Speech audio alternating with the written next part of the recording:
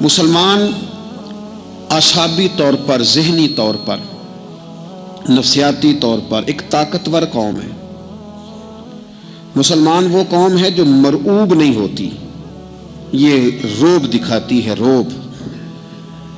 ہم وہ لوگ ہیں کہ جن کے اکابرین سوئے بھی ہوتے تھے نا، سوئے ہوتے تھے حضرت عمر، لیکن ان کو سوئے ہوئے دیکھ کر بھی لوگ کانپا کرتے تھے، اس لیے کہ شیر تو شیر ہی ہوتا ہے نا، وہ سویا ہو تو پھر بھی شیر ہی۔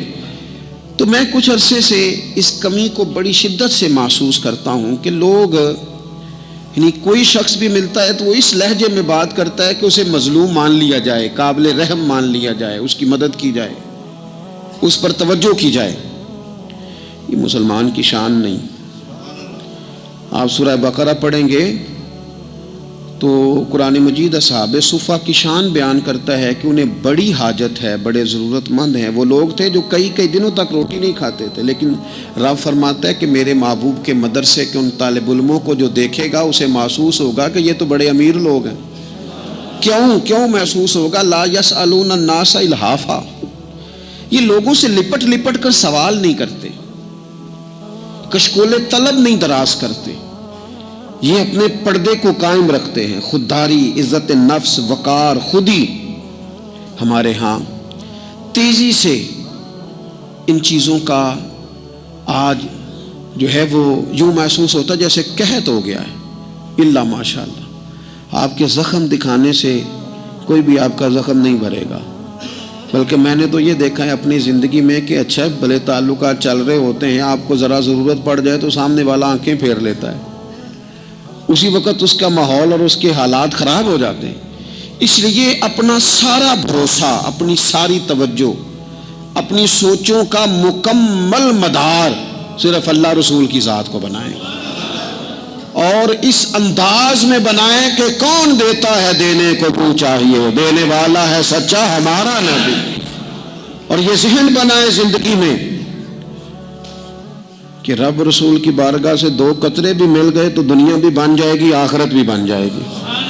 اس لیے ادھر ادھر دیکھنا تھوڑا کم کریں۔ اور بالخصوص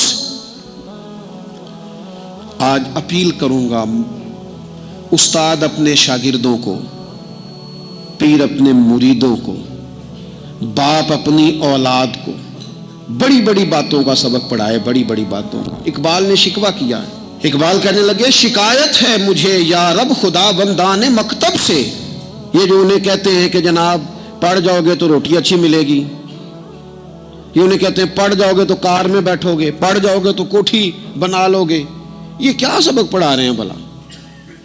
ان کو تو تم بڑے بڑے باتیں بتاؤ، انہیں کہو پڑھو گے تو دنیا میں حضور کے دین کا انقلاب برپا کرو گے، تم ان کہو کہ تم پڑھو گے تو تم ایک پورا ملک چلاؤ گے، تم انقلاب برپا کرو گے، اٹھ باندھ کمر کیوں ڈرتا ہے، پھر دیکھ خدا کیا کرتا ہے۔ اقبال کہنے لگے یہ تم کیا سبق پڑھا رہے ہو کہ روٹی صحیح مل جائے گی، چندہ اکٹھا کرنے کا طریقہ آ جائے گا؟ کہنے لگے شکایت ہے مجھے یا رب خدا بندان مکتب سے، سبق شاہی ہے اور بچوں کو دے رہے ہیں خاک بازی کا۔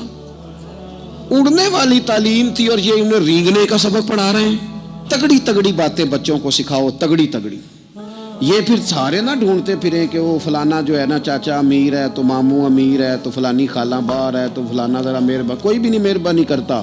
مہربانی جب بھی کرتا ہے یا خدا کرتا ہے یا مدینے والے محمد مصطفیٰ کرتے ہیں۔ اپنی توجہات کبھی بچوں کو دیکھیں، حضرت لقمان اپنے بیٹے کو کیا کہتے ہیں؟ کہتے ہیں یا بنی اقم الصلاۃ وامر بالمعروف وانہی عن المنکر۔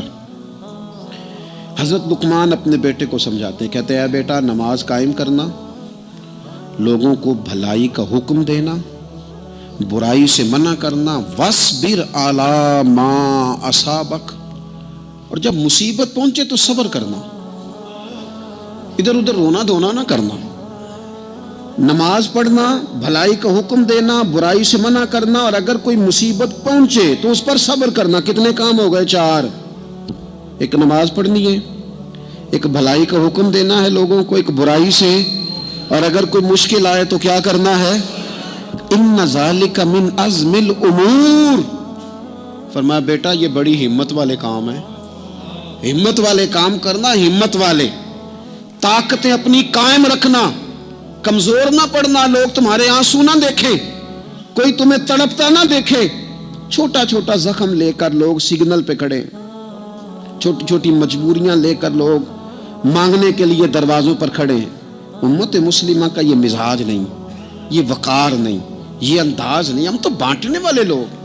چلے مشکل آ جاتی ہے، زندگی میں ضروریات پڑ جاتی ہیں، قرضہ صحابہ بھی لے لیا کرتے تھے، لیکن یہ جو لہجے آج ہم نے اختیار کر لیے، کمزور ہو جانا، کچا پڑ جانا، غریبی کا رونا رونا، یہ انداز اہل ایمان کا بچوں کو طاقتور ہونا چاہیے۔ میرے نبی کریم صلی اللہ تعالی علیہ وآلہ وسلم نے ارشاد فرمایا، ایسا نہیں ہے کہ کوئی بندہ کمزور ہے تو وہ ناپسندیدہ ہے، یہ نہیں فرمایا کہ جو بزدل ہے تو وہ بڑا کوئی کٹا ہوا آدمی ہے، لیکن حضور فرماتے ہیں، صحیح مسلم میں حدیث موجود ہے، حضور فرمانے لگے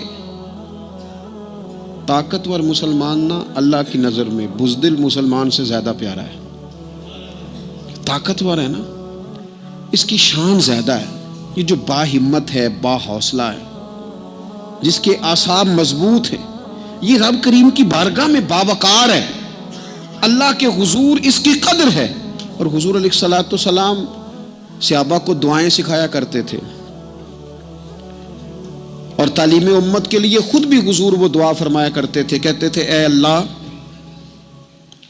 بزدلی سے بچا، کنجوسی سے بچا، اے اللہ اس بڑھاپے سے بچا جو انسان کو بڑا پریشان کر دے۔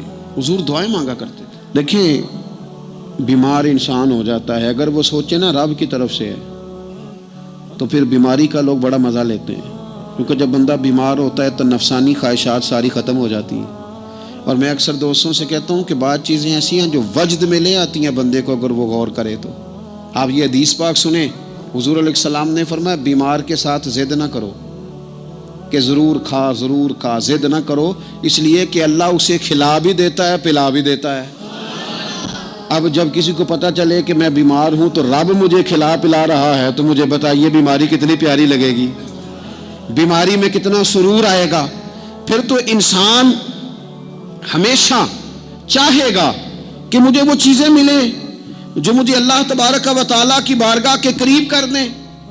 دوسری بات یہ ہے کہ میدان میں جب انسان اترتا ہے نا تو اسے ایک بات اپنے ذہن میں رکھنی چاہیے کہ جیت اور ہار یہ اللہ تعالیٰ کے دست قدرت میں ہے، لیکن جب وہ لڑے تو جیتنے کے لیے لڑے۔